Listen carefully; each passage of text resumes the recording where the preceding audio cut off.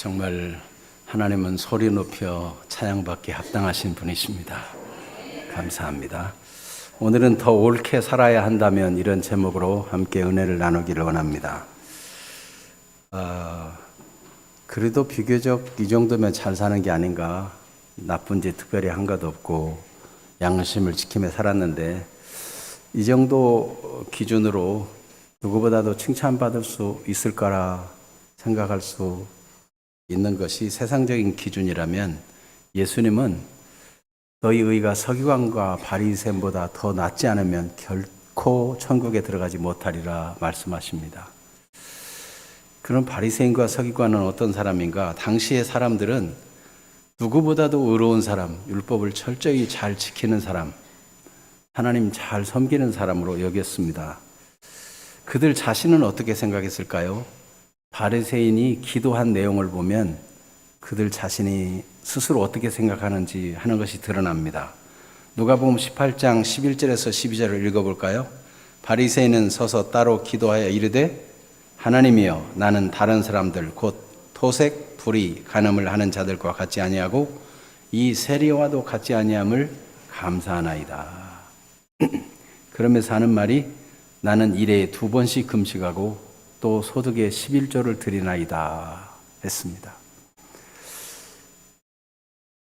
예수님이 다른 데 표현한 거 보면 11조를 얼마나 철저히 드리는지 최소의 11조까지 헤아려서 드렸다는 것입니다. 그러니까 사람들이 볼 때 바리새인은 철저하게 하나님 말씀을 지키려고 하는 사람들이다, 이렇게 생각될 수밖에 없죠. 그런데 예수님이 말씀하시는 건요, 그들이 천국에 들어갈 수 있다는 거예요, 없다는 거예요? 왜? 너희 의가 서기관과 바리새인보다 더 낫지 못하면, 낫지 못한 사람은 그 아래로는 다 천국에 못 들어가요. 그럼 바리새인과 서기관도 천국에 못 들어간다는 거예요. 그럼 심각해지지 않습니까? 그래도 나 특별히 나쁜 짓 하는 것도 없고 그냥 잘 살아온 줄 알았는데, 그럼 어떻게 더 옳게 사는 게 뭘까? 예수님이 무엇을 말씀하려고 하시는 걸까요? 예수님은 다른 부분에서는 수고하고 무거운 짐진 자들아 다 내게로 오라 그러더니 또 여기서는 짐을 너무 잔뜩 지어줘가지고 꼼짝 마라 위협하고 틀림없이 예수님 말씀만 듣게 만드는 그런 일을 하려고 하는 걸까요? 예수님은 좀 사람들을 마음대로 조정하려고 마음을 무겁게 만들었다가 가볍게 만들었다가 농락하고 있는 것일까요? 예수님께서 여기 생각하지 말라 그랬는데 생각 없이 사는 것을 말하는 것일까요? 진짜 무엇이 옳은 생각인지 그런 생각인지 분별하며 살라는 것일까요? 진짜 더 옳게 사는 길, 천국에 들어갈 수 있는 길, 넉넉히 천국에 들어가는 믿음의 길이 있다면 그것이 무엇일까요? 오늘 예수님께서 율법을 완전하게 하심에 대해서 살펴보면서 예수님이 왜 이런 말씀 하셨는가 하는 내용을 살펴보고, 그래서 생각하는 법에 대해서 좀 하나님의 인도를 받기를 원하고요. 두 번째로는 바리새인보다 더 옳게, 더 의롭게 살려면 어떻게 해야 되는가? 예수님이 무엇을 말씀하시는 건가? 이렇게 간단히 살펴보기를 원합니다. 간단한 것 같지만 깊기 때문에 집중해서 말씀을 들어야 합니다. 예수님은 율법을 완전하게 하신 분이라는 말씀을 하고 계십니다. 사람들이 예수님이 율법을 폐하러 왔다라고 생각하고 있기 때문에 예수님이 그 생각을 알고 너희는 내가 율법이나 선지자를 폐하러 온 줄로 생각하지 말라라고 말씀하셨겠죠. 그러면 원인 제공자는 누구겠습니까? 괜히 멀쩡한 사람 보고 예수님이 멀쩡하니 아무 말도 안 했는데 저 예수는 율법을 폐지하러 온 분이다, 이럴 리가 있겠어요? 뭔가 예수님이 율법에 대해서 어떤 행동을 하거나 말을 했겠죠. 그러면 예수님 자신이 원인이 된 건 아닌가요? 율법을 폐하러 온 분인가? 라는 의심이 일어나게 만든 원인이 예수님께 있는 거죠. 그럼 예수님이 도대체 어떤 행동을 했길래 그런 사람들의 말을 듣게 되고 그런 눈으로 쳐다보게 되었을까요?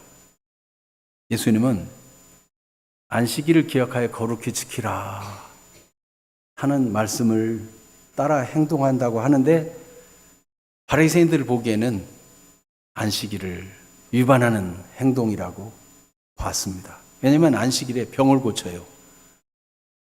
유대인들은 전통적으로 장로들의 유전을 따라 그 해석하는 법이 있는데 안식일에 일하지 않는 것은 안식일에는 몇 보 이상을 걸어가면 안 되고 이런 게 있어요.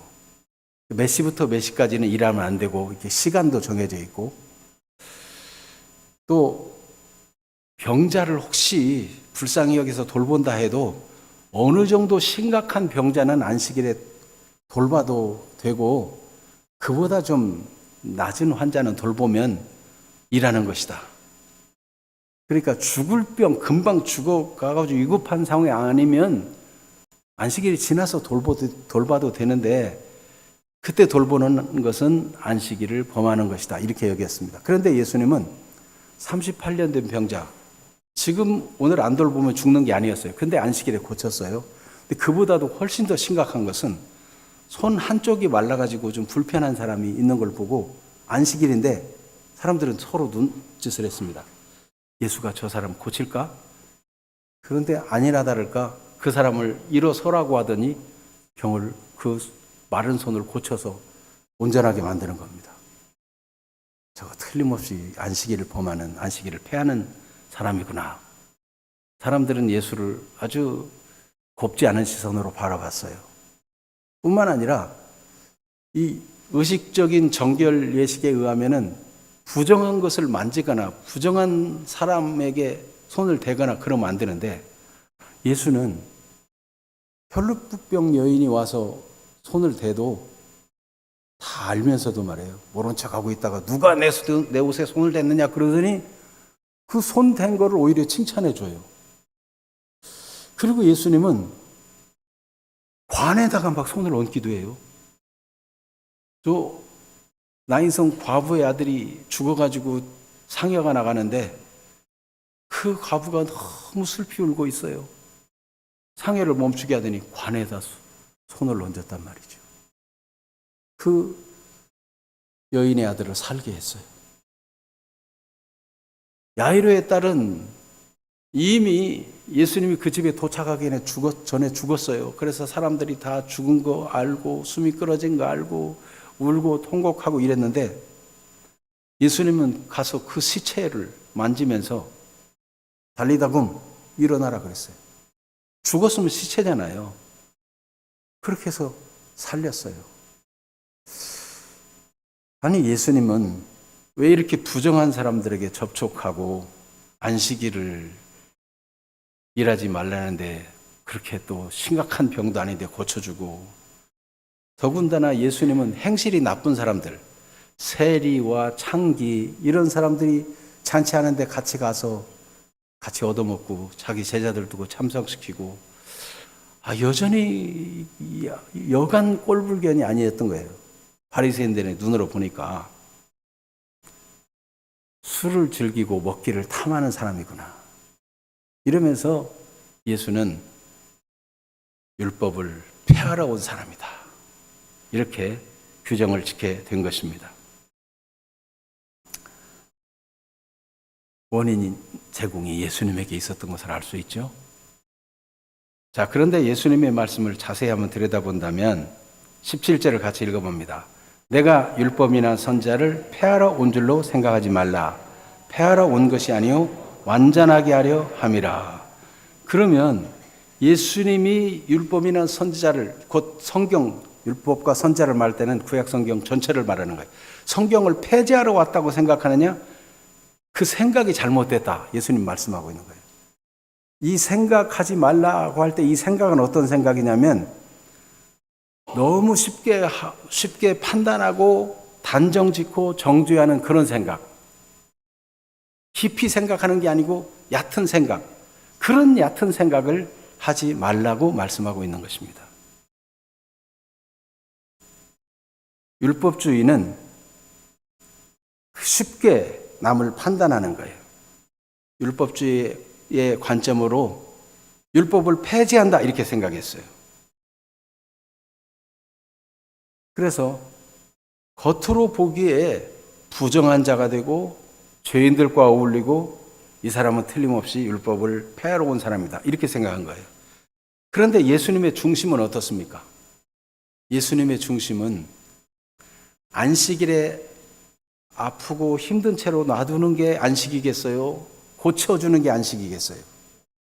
당장 아픈데 고쳐주고, 아니 아프고 힘든데 안식이니까 못 고쳐. 약도 처방 안 해. 그게 여러분 우리 상식적으로 봐도 그게 오히려 틀린 거죠. 네. 근데 유대인들은 안식일이니까 고쳐주면 안 된다고 생각한다는 거죠. 깊이 생각하면 예수님은 하나님의 율법을 하나님이 진짜 무엇이라고 말씀했는가 그 본질을 가지고 실천을 해요. 바리새인들은 규정, 문자 그걸 가지고 그냥 판단하고 깊이 하나님의 의도가 무엇인가 이런 걸 살펴보지 않고 겉모습으로 율법을 지키느냐 안 지키느냐 이걸 따지는 거예요. 그런데 또한 극단은 율법 폐기론이 있습니다. 율법주의는 완전히 율법을 지켜서 구원받는다. 율법을 열심히 지키고 더 열심히 하고 더 온전히 지켜서 구원받는다는 생각인데 여러분 법을 다 지켜가지고 구원받을 사람이 세상에 있을까요? 없어요. 네. 하나님의 법의 기준은 워낙 높아가지고 율법으로는 죄를 깨닫는 것이지 율법의 행위로서는 구원을 얻을 육체가 없다고 성경은 증언하고 있습니다. 그런데 반대편에서는 이제 율법은 필요 없다. 예수님이 십자가에 돌아가시고 율법을 다 완성하셨다고 했으니까 율법은 다 폐지하다. 없어졌다. 이렇게 생각하는 사람이 있어요. 이 사람들도 깊이 생각하지 않고 얕은 생각을 가지고 너무 쉽게 단정하는 사람들이에요. 그래서 율법은 다 지나갔으니 신의 산에 속한 율법은 다 지나갔으니 이것을 하라 하지 말라 다 안 해도 된다. 11조도 안 해도 된다. 그래서 여러분 유튜브에 보면은 똑똑하다는 사람이 나와가지고 요즘도 목사들 중에 11조를 하는 사람이 있다. 은혜 시대인 걸 모르고 무식하다. 이렇게 막 열심히 가르치는 사람들이 있어요. 율법 폐기론자들이죠. 근거로 로마서 6장 14절 같은 말씀을 듭니다.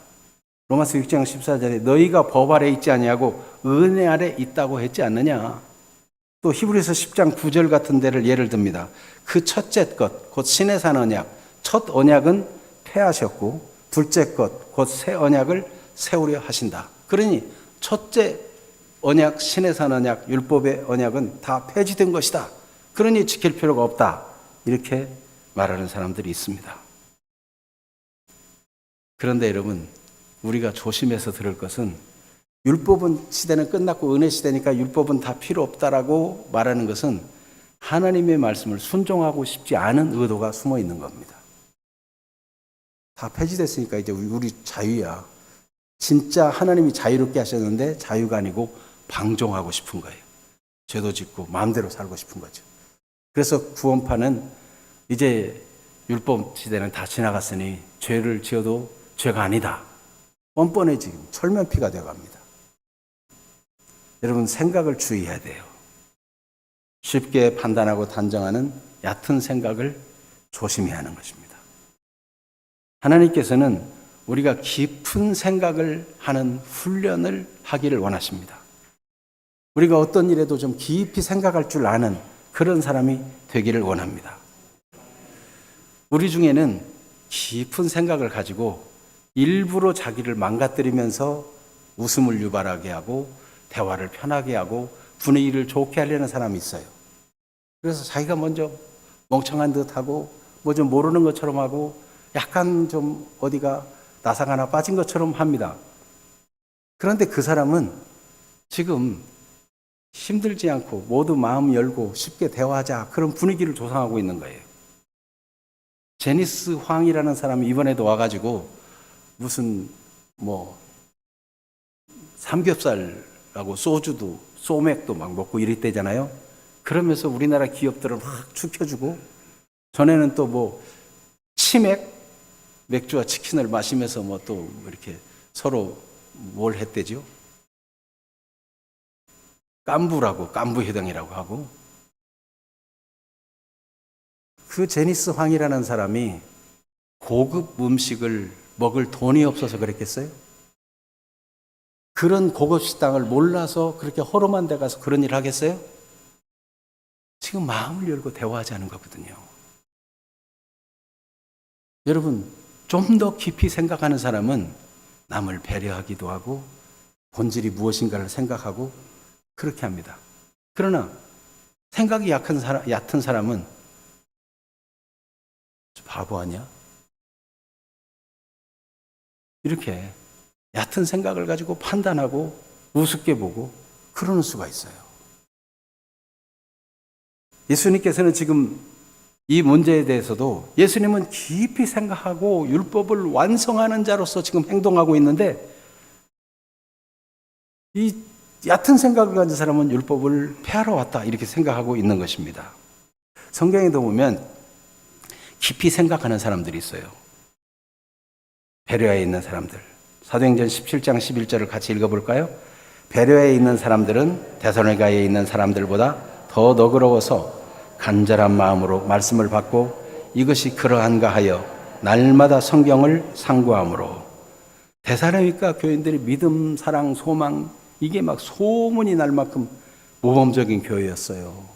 환난 중에도 말씀을 기쁘게 받고 헌신하는 그런 훌륭한 교회였어요. 그런데 데살로니가 교회에 있는 사람들보다 베레아에 있는 사람들은 더 수준이, 생각의 깊이가 다른 사람이었어요. 그래서 마음도 너그럽고 신사적이고 이게 유연하고 말씀을 들을 때는 집중해서 들어요. 간절한 마음으로 말씀을 받고 이것이 그러한가 하여 성경을 날마다 상고 깊이 생각하고 그 뜻을 알기를 원하고 면밀히 살펴보고 깊은 생각을 하는 사람들이죠. 그러니까 이게 믿음이 깊어지고 신앙이 성장하고 영향력 있는 인물로 세워지는 것입니다. 전도서 7장 14절에도 솔로몬은 성령의 지혜로 이렇게 말했습니다. 같이 읽어봅니다. 형통한 날에는 기뻐하고 곤고한 날에는 되돌아보아라. 이 두 가지를 하나님이 병행하게 하사 사람이 그의 장래 일을 능히 헤아려 알지 못하게 하셨느니라.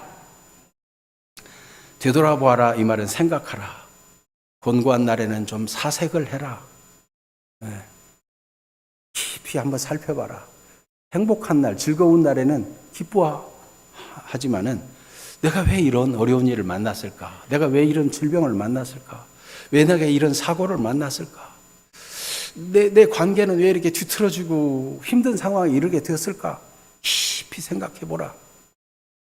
하나님이 허락하신 게 아닌가? 하나님이 나를 고치기 위해서, 나를 새롭게 하기 위해서, 내게 새 은혜를 주시기 위해서, 뭔가 나를 바른 길로 이끌기 위해서 지금 하나님이 하시는 일이 아닌가? 깊이 생각해보라. 그런 걸 통해서 사람이 되어져 가는 것입니다. 그냥 좋으면 해, 그리고 그런 말 있잖아요. 달면 삼키고 쓰면 뱉고. 너무 생각이 없이 단조로운 거죠. 주님은 우리가 깊이 생각하는 그리스도인들이 되기를 원하십니다. 그래서 좀 사실을 검증하고 살펴보기도 하고 또 면밀히 살펴보기도 하고 깊이 숙고 깊이 생각도 해보고. 어떻게 그렇게 할 수 있을까요? 여러분, 우리가 고린도전서 13장을 암송한 것이 우연이 아닙니다. 이 고린도전서 13장을 잘 활용하기를 바랍니다. 고린도전서 13장 가지고 예수님과 바리새인을 깊이 생각하면서 검증해 보면 누가 진짜인가 답이 나옵니다. 율법을 폐지한다는 예수님에 대한 단정적인 생각은, 이 바리새인들의 생각은 잘못되었어요. 예수님의 행동은 율법을 주신 하나님의 사랑을 반영해가지고 진짜 하나님이 원하는 본질의 뜻이 무엇인가 그걸 찾아냈어요. 율법의 본질은 뭐예요? 율법의 핵심은 뭐예요? 강령, 대강령 두 가지 핵심. 하나님을 사랑하라는 것이고, 둘째는 그와 같으니 이웃을 사랑하라는 거예요.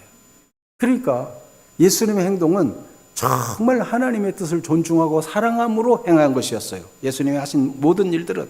그리고 이웃들을 진정으로 사랑하고 자기 목숨까지 줄인 그런 마음을 가지고 행한 일들이었어요. 그래서 관에도 손을 얹어서, 그래서 죽은 아이의 손을 잡으면서 살려주고, 그 사랑의 손길, 우러나오는 마음, 사람들을 만나면 진정으로 공감해주고, 38년 된 병자가 짐짝처럼 실려가 와가지고 늘 있는 그 자리에 있으면서도 혹시 물이 동하나 매일매일이 절망하네요. 근데 그 사람은 얼마나 절망인가. 물이 동하면 나보다 다른 사람이 먼저 들어갑니다. 그러면 희망 고문 안 해요. 이거 와서 앉아 있기는 하지만 설령 물이 동한들 자기는 들어갈 수도 없어요. 그를 얼마나 측은히 여기시고 그 입장에서 공감해주고 그를 고쳐주시는 거 아닙니까? 이게 예수님의 마음이에요. 근데 바리새인들을 보세요. 바리새인들은 기도를 하는데 사람들을 보이게 잘 보이는 자리, 사거리나 시장 어귀나 이런 데서 기도를 시작하면은 사람들이 막 지나다니면서 아직도 기도하고 있네, 막 그런 소리 들으면서 거룩한 모습으로 기도해요. 막 손을 들고 기도하다가 막 이렇게. 결국은 하나님을 사랑해서 기도하는 것도 아니고 어떤 누구를 사랑해서 기도하는 것도 아니에요. 자기가 칭찬받으려고. 구제할 때 막 나팔을 불어요. 왜요? 자기를 자랑하고 자기 의를 나타내려고. 하나님은 안중에 없어요. 이웃을 사랑하는 마음으로 하는 게 아니에요. 금식 기도를 하는데도 일부러 얼굴을 안 씻고 흉하게 하고 머리도 안 감고 지저분하게 해가지고 저 사람 금식 기도한다 다 편하게 해가지고 사람들에게 얼굴도 일부러 수척하게 뭐 이렇게 금식하면 자동으로 수척해지긴 하겠지만은, 그래서 일부러 티를 내려고 그래요. 하나님 의식해요? 하나님 안중에도 없어요.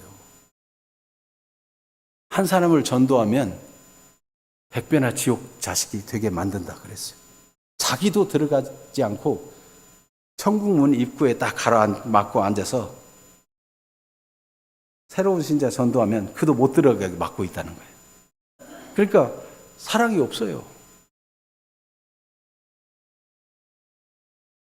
그들은 직접 사람을 뭘로 칼로나 뭐 돌로나 해치지 않았으면 살인이 아니라고 생각해요. 예수님은 마음에 미워하는 마음을 가져도 살인이라고 말씀해요. 하나님 주시는 본질을 꿰뚫고 계세요. 깊이 생각하는 사람과 그렇지 않은 사람이 이렇게 차이가 나는 거죠. 결국 바리새인의 의는 사랑 없는 소음에 불과하죠. 천사의 말을 할지라도 사랑이 없으면 소음에 불과하다. 소리나는 굴에 올리는 꽹과리가 되고 자기에 있는 모든 것을 다 구제하고 자기 몸을 불사르게 내어준다 할지라도 사랑이 없으면 아무 유익이 없어요. 예언하는 능력이 있고 산을 옮길 만한 믿음이 있어도 사랑이 없으면 아무 쓸데없는 거예요. 바리새인의 의라는 것은 이 사랑의 관점으로 깊이 생각해서 대비해 보니까 그거 헛거예요. 모양은 그럴듯한데 풍선 같아. 그냥 바람 빠지면 그냥 아무것도 안 해요. 사랑은 교만하지 않는다는데 교만하죠. 저 세리와 같지 않음을 감사하나이다. 일주일에 2번씩 금식하고 최소의 11조까지 바치고 막 이러면서 하나님을 공경함이 아니에요. 무례해요. 예수님에 대해서 얼마나 무례하게 질문하고 예수님을 올가 넘어지게 하려고 합니까? 자기 이익을 추구해 불의를 해요. 그리고 어린아이 같아요. 네. 장성한 사람이 돼서는 어린아이의 일을 버렸노라 그랬는데 이 단편적으로 판단하는 거 보세요. 사랑이 없어요. 그래서 로마서 10장 2절 4절은 바리새인의 의를 이렇게 증언하고 있습니다. 같이 읽어봅니다. 내가 증언하노니 그들이 하나님께 열심히 있으나 올바른 지식을 따른 것이 아니니라. 하나님의 의를 모르고 자기 의를 세우려고 힘써 하나님의 의에 복종하지 아니하였느니라. 그리스도는 모든 믿는 자에게 의를 이루기 위하여 율법의 마침이 되시니라. 아멘. 열심히 있는데 올바른 지식, 깊은 생각에서 나온 것이 아니기 때문에 열심을 내서 하나님의 의를 도리어 복종하지 않고 반대편으로 가고 있는 거죠. 그러나 예수 그리스도는 하나님의 의를 이루시고 마치셨어요. 얼마 전에 션이라는 사람과 이한인가 누구 뭐 이렇게 연예인 같이 이렇게 뛰는 영상을 봤어요. 뛰면서 형님은 어떻게 그렇게 행복하십니까? 이렇게 물어요. 그러니까 션이 말하기를 내가 최고 행복한 정점은 결혼이었다. 하나님이 아내를 주셨을 때 나는 가장 행복했다. 그 뒤로부터 나의 행복의 그릇은 점점 줄어들었다. 그래가지고 나는 걸핏하면 행복하다. 작은 일에도 나는 행복의 그릇이 너무 작아져가지고 작은 일에도 감사가 나오고 기쁘게 되었다. 행복은 작은 일에 감사하는 것이다. 여러분 얼마나 깊이 있게 생각했으면 그런 말이 나오겠습니까? 여러분 깊이 생각하는 사람이 되길 원합니다. 이 하나님의 말씀은 교훈과 책망과 바르게 함과 의로 교육하게 유익하다 그랬는데 그 교육이라는 단어가요. 연습이에요. 연습은 운동선수들이 어떤 훌륭한 그런 선수가 되기 위해서 끊임없이 훈련하고 연습하는 걸 말해요. 하나님의 말씀은 우리를 자꾸 하나님의 사람을 온전하게 훈련되게 준비시키는 거예요. 깊이 생각하는 훈련을 해서 온전하게 하나님의 뜻을 아는 사람이 되기를 원하시는 것입니다. 여러분 율법 폐기론자들은 11조 할 필요 없다. 율법이 완성되었고 이제 은혜의 시대니까 율법은 폐기됐으니까 라고 말하는데 사실은요. 율법이 있기 전부터 11조가 있었지만 율법으로만 한계에서 본다 할지라도 하나님께서 이집트에 재앙을 내릴 때 그 장자들이 다 죽었어요. 왕의 장자까지 다 죽었어요. 하나님이 내린 재앙에 그 땅에 사는 모든 장자는 죽어야 했어요. 그런데 하나님 이스라엘 백성들에게는 문설주와 문인방에 양을 잡아서 유월절 어린 양 잡아서 피를 바르라. 그러면 그 집은 죽음이 넘어간다. 죽음의 사자가 넘어간다. 그랬어요. 그래서 유대인들은 장자가 다 살았어요. 하나님께서 말씀하시기를 너희 장자 대신에 레위인을 내가 아무런 직업도 가지 않고 하나님만 섬기고 하나님에 대해서 백성들에게 알려주는 사람을 삼겠다. 하나님께 예배하는 법을 알려주고 하나님을 섬기는 법을 알려주고 하나님의 계명을 알려주는 사람들, 레위인들, 제사장들을 전적으로 하나님의 일만 하는 사람으로 세우겠다. 너희 11지파는 11조를 내어라. 그러면 그 일에 전념하는 너희 장자를 대신한 그들을 필요를 채워주고 그들이 일 안 해도 먹고 살도록 해주겠다. 그것이 11조 제도의 시작이에요. 그러니까 여러분 하나님의 일에 전념하는 사람들은 여러분의 장자라고 생각하면 돼요. 하나님을 위해 기도하고 여러분을 위해 기도하고 하나님의 일에 전념해서 나라가 오염되지 않고 도덕적인 오염과 종교적인 타락과 이런 멸망에서 지킬 수 있도록 보루가 되도록 하나님의 진리를 올바로 가르쳐서 죄와 사탄에게 빠지지 않도록 하는 일에 전념하도록 하는 사람들이에요. 자, 그때 율법 시대에는 레위인과 제사장들이 있었어요. 지금은 제사장, 레위인 없어졌어요. 그런데 하나님의 일에 전념하고 직장을 갖지 않고 오직 말씀을 연구하고 기도하고 교회를 세우기 위해서 신방항도하고 또 이렇게 전념하는 그런 사람 지금은 있습니까? 없습니까? 지금 복음을 위해 전념하는 주의 종들이 있습니까? 없습니까? 있어요. 그냥 문자적으로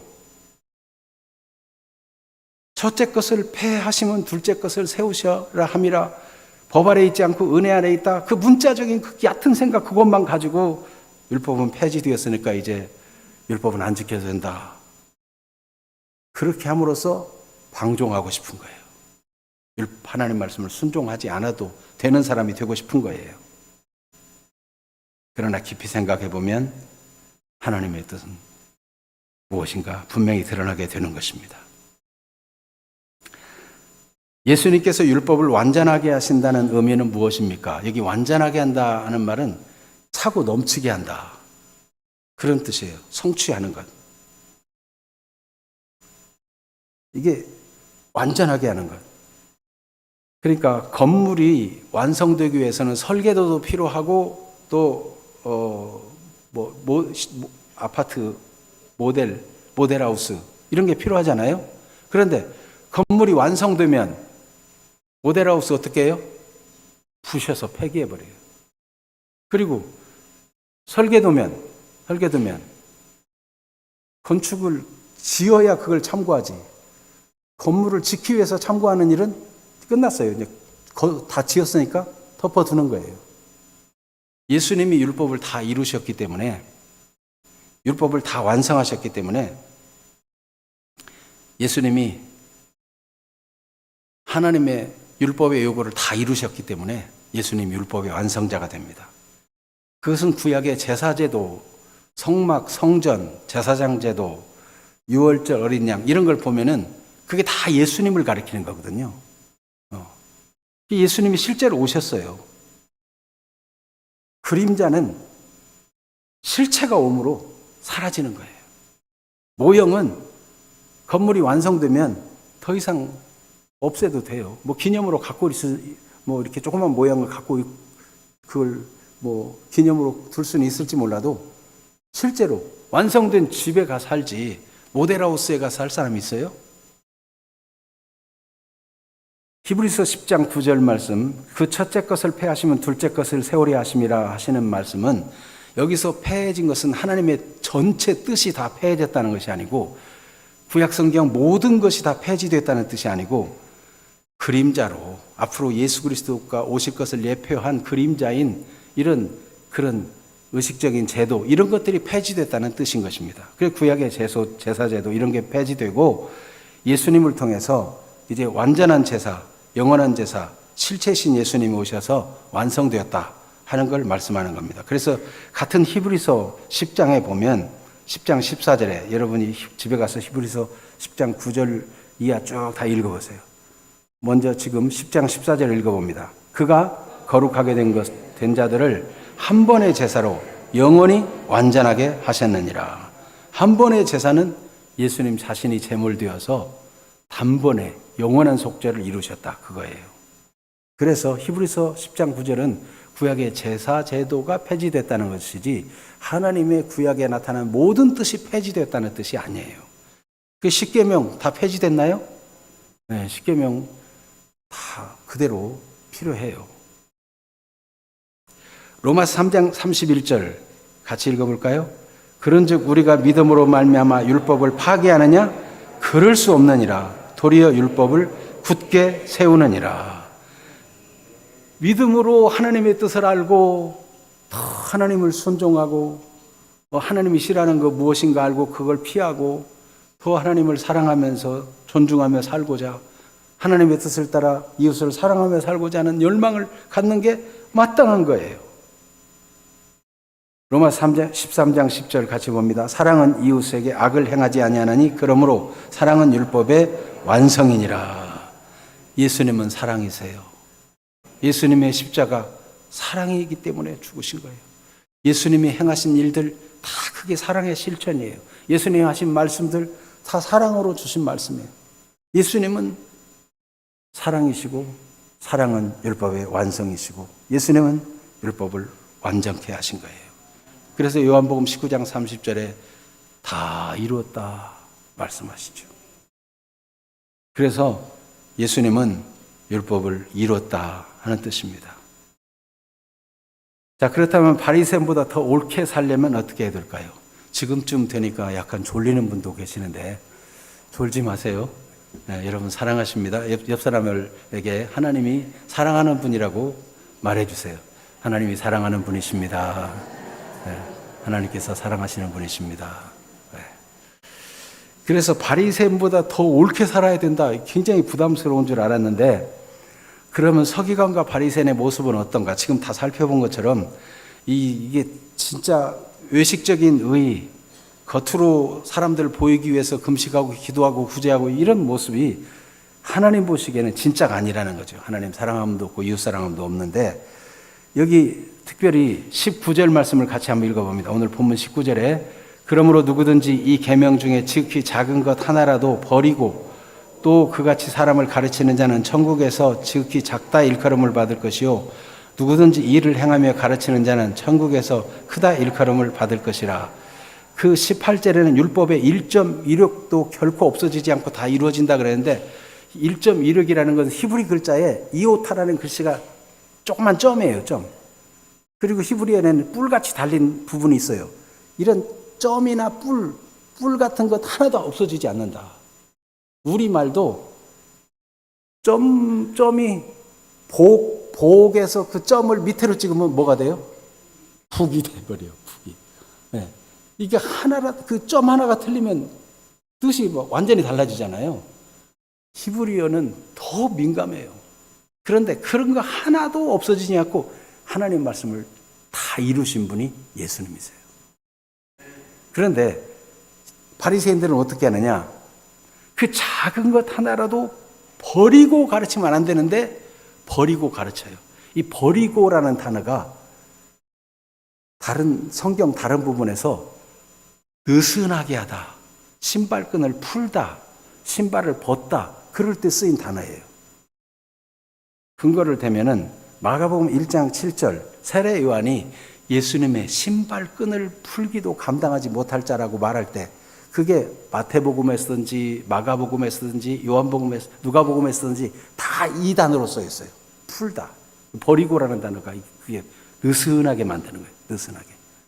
모세에게 내 발에서 신을 벗으라 할 때 사도행전 7장 33절에 오면 벗으라는 단어가 여기 버리고 그 단어예요. 그러니까 사랑은 다 허물어버리고 껍데기만 붙잡고 있고 철저하게 지켜야 될 부분을 느슨하게 풀어 헤쳐가지고 실상은 율법을 안 지키는 사람이 누구예요? 바리새인이에요. 겉으로 보기에는 철저히 지키는 것 같은데 오히려 율법에서 가장 먼 사람들이 하나님이 가르친 본심에서 너무 동떨어진 사람이 바리새인들이란 말이죠. 그래서 부모를 공경하라. 그러면 땅에서 잘 되고 장수하리라 그러는데 절대적이거든요. 그거는. 부모를 거역하는 자는 막 죽인다는 말씀까지 다 있는데 그들은 어떻게 하느냐. 부모에게 바치기 싫으면 하나님께 드림이 되었다. 고르반 하나님께 찜했습니다. 그러면 된다는 거예요. 너무 느슨하게 만들어가지고 하나님 말씀 안 지켜도 되도록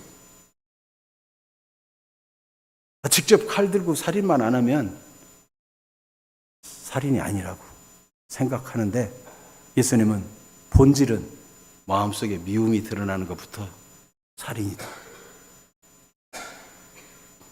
그리고 이유가 있으면 이혼 증서를 써줘도 된다. 그러는데 그거 너희 조상들, 너희가 마음이 완악해서 그런 거다. 이유를 만들어내가지고 마음에 안 들면 이혼하려고, 자기 아내 버리려고. 당시에는요, 여인이 이혼당하면은 살기가 막막해요. 하나님이 과부를 측은히 여기는 거는 정말 당시에는 여인이 자력으로 살 힘이 없어요. 그런데도 이 무지한, 이 아주 사악한 남자들이 이혼증서 써주면서 버리는 걸 정당화하고, 그것도 모세가 이혼증서를 써주고 이혼을 허락한 거는 이혼도 안 하고 생활비도 안 주면서 괴롭힌 일 때문에 그나마 이혼증서를 써주라는 거예요. 율법적으로 보면. 그러니 얼마나 바리새인들이 하나님의 말씀을 느슨하게 만들고 하나님 말씀의 본질을 왜곡하고 있는가 하는 것을 예수님은 파악하고 있는 것입니다. 그러니까 겉으로 보기에는 훌륭한 그것을 따라가지 말아라. 진짜 하나님을 사랑하고 이웃을 사랑하는 그 본질을 가진 사람이 되라. 예수님은 말씀하고 계신 것입니다. 그래서 여러분, 사람들이 어떻게 볼까라고 생각해서 갑자기 목소리를 거룩하게 이렇게 기도하지 마시고, 사람들이 보기에 훌륭하게 보이도록 멋진 모양을 내려고 하는 행동을 하지 마시고, 정말 하나님을 사랑하는 마음으로 작은 봉사를 해도, 작은 구제를 해도 오른손이 하는 것을 왼손이 모르게 정말 그 상대방을 배려하고 사랑하는 마음으로, 그런 것들은 가치 있는 일이 되지만 바리새인처럼 나팔 불고 자랑하고 자기 의를 드러내려는 그런 일들은 하나님은 눈 하나 깜짝 안 하시는 겁니다. 너희 상을 다 받았다. 나하고는 관계없는 일이다. 그렇게 보는 겁니다. 그래서 너희 의가 서기관과 바리새인보다 더 낫지 못하면 결코 천국에 들어가지 못한다는 말이 이해가 되십니까? 네, 본질을 붙들어야지 겉모습 보고 해서는 안 된다. 그러면 넉넉히 구원받는 복음적인 믿음과 삶은 무엇인가? 바리새인보다 좀 나은 정도가 아니고 넘쳐 흐르는 초과하는 수준을 말하는 것입니다. 그래서 여기 더 낫지 못하면 할 때 그 낫다는 말이 초과하는 걸 말하는 거예요. 물 같으면 이 잔에 막 차고 넘치는 걸 말하는 거예요. 그러니까 사랑 없이 의무적으로 하는 그 수준보다 훨씬 뛰어나야 되죠. 부모가 자식을 사랑함으로 하는 거는요, 기쁘게 하고 즐겁게 하고 사랑 때문에 자기 몸이 희생돼도 그걸 끝내 해내는 게 부모의 사랑이 아닙니까? 네.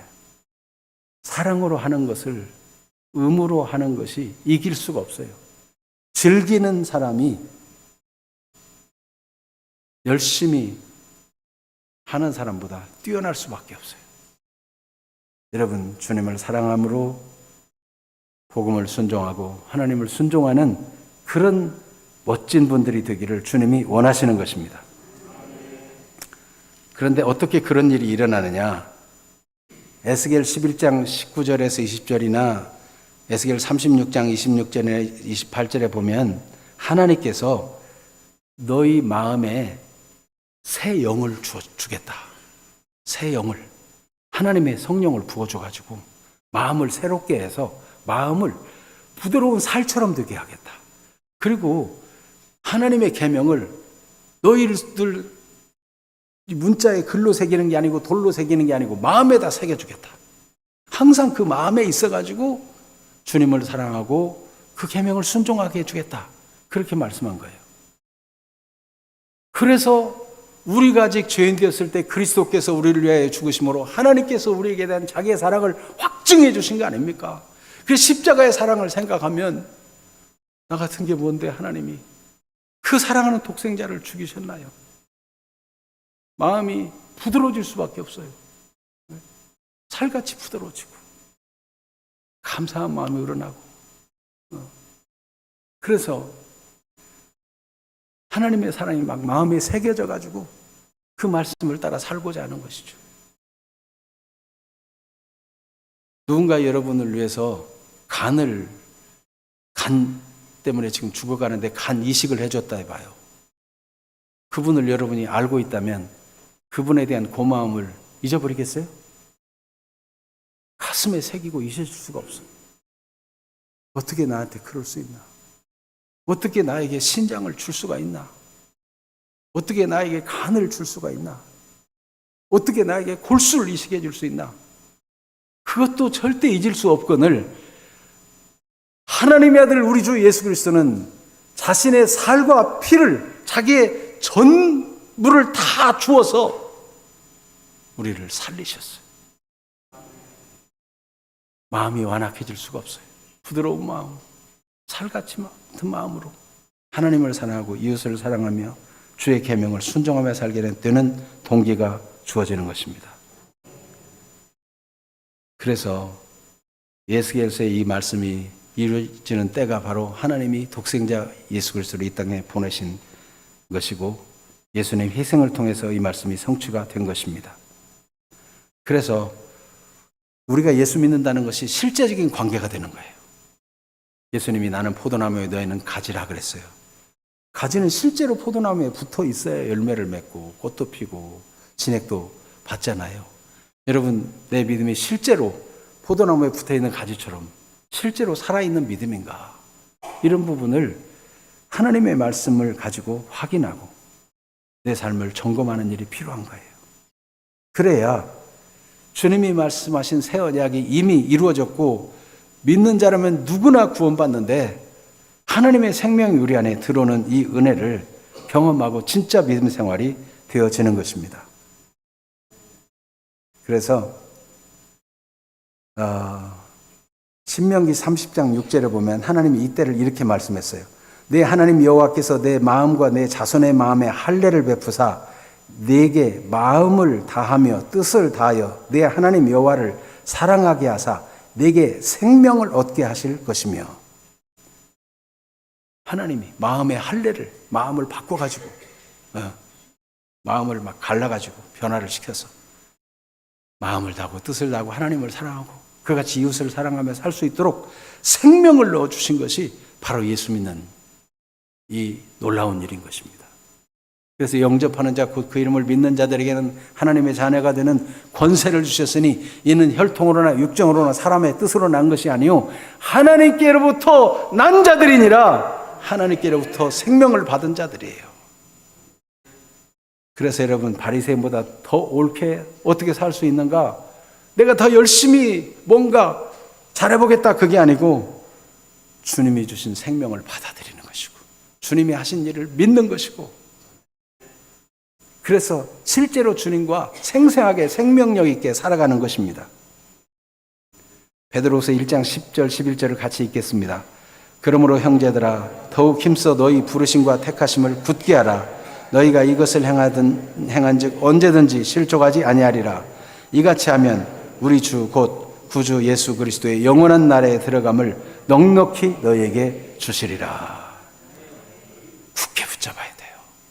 하나님이 나를 위해서 이루신 이 새 언약, 나를 위해 죽으시고 다시 살아신 예수 그리스도를 믿는 이 믿음 굳게 붙잡고 흔들리지 말아야 돼요. 그렇기 때문에 마귀는 이걸 흔들려고 공격을 자주 하는 거예요. 공격할 때 흔들리지 말아요. 말씀을 깊이 생각하고 하나님이 사랑을 깊이 생각하고 흔들리지 말아요. 그러면 너희는 세상의 빛이라 하신 대로 너희 빛을 사람 앞에 비추게 하여 하늘에 계신 너희 아버지께 영광을 돌리게 하라. 그 비추게 하는 것이 저절로 비추는 거잖아요. 저절로. 애써 막 일부러 만들어낼 필요 없이 있는 모습 그대로가 빛이에요. 주님은 우리를 그렇게 살게 되기를 원하십니다. 오늘 말씀 생각하면서 310장 하나님의 은혜로 찬송을 드리겠습니다.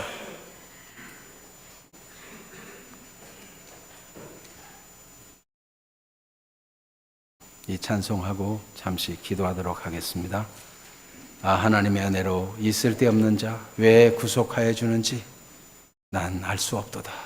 내가 믿고 또 의지하면 내 모든 형편하시는 주님 늘 보호해 주실 것을 나는 확실히 아네.